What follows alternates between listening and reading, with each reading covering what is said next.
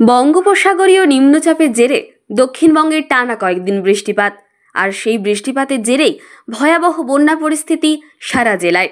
পশ্চিম মেদিনীপুর জেলার চন্দ্রকোনা ১ নম্বর ব্লকের ধান ও পাট চাষিরা ভয়াবহ ক্ষতির আশঙ্কা করছেন। বৃষ্টির জেরে জল ঢুকতে শুরু করেছে খাল ও নদীগুলিতে। সে কারণেই বন্যা পরিস্থিতির সৃষ্টি হয়েছে চন্দ্রকোনার বিভিন্ন এলাকায়। জলের তলায় প্রায় ৪০০ বিঘা জমির ধান ও পাট চাষের ক্ষেত। বড় ক্ষতির আশঙ্কা করছেন চাষিরা। তাছাড়াও রাস্তার ওপরেও উঠেছে জল, ডুবেছে রাস্তা। প্রাণের ঝুঁকি নিয়ে রাস্তা পারাপার করে চলেছেন সাধারণ মানুষ। বেলা বাড়ার সাথে সাথে জল বাড়তে পারে বলে আশঙ্কা চাষী এলাকার সাধারণ মানুষজনদের। সংবাদ পাঠে আমি অরিত্রী মণ্ডল।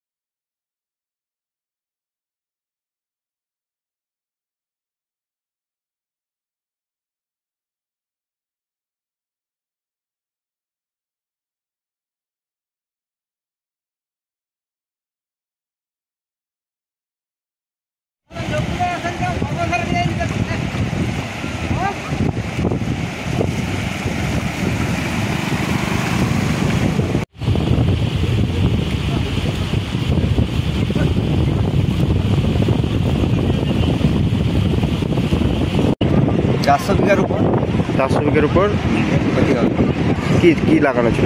ধান নষ্ট হয়ে যেতে পারে। মানে 400 বিঘা জমির উপর দিয়ে বন্যার জল বইছে। জল কি বাড়ছে? না, বাড়ছে। কবে থেকে? আজকে ভোর থেকে আবার বাড়ছে। কি মনে হচ্ছে চাষের কতটা ক্ষতি হবে? চাষের ক্ষতি হবে, ধান নষ্ট হয়ে যেতে ধান নষ্ট হবে।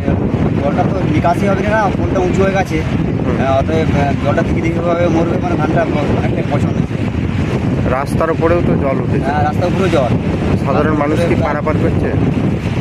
পারাপার তো প্রায় বন্ধ। মানে যারা করছে ঝুঁকি নিয়ে? হ্যাঁ, যারা করছে কিছু রিক্স। নাম জানতে কবে থেকে হলো?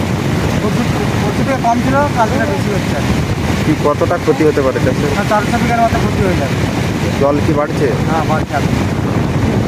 গতকাল রাতের থেকে জল বেড়েছে। হ্যাঁ, এই রাস্তা তো জলের তোলায়, এখন রাস্তা দিয়ে কি পারাপার হচ্ছে? পারাপার হচ্ছে এখন ঝুঁকি নিয়ে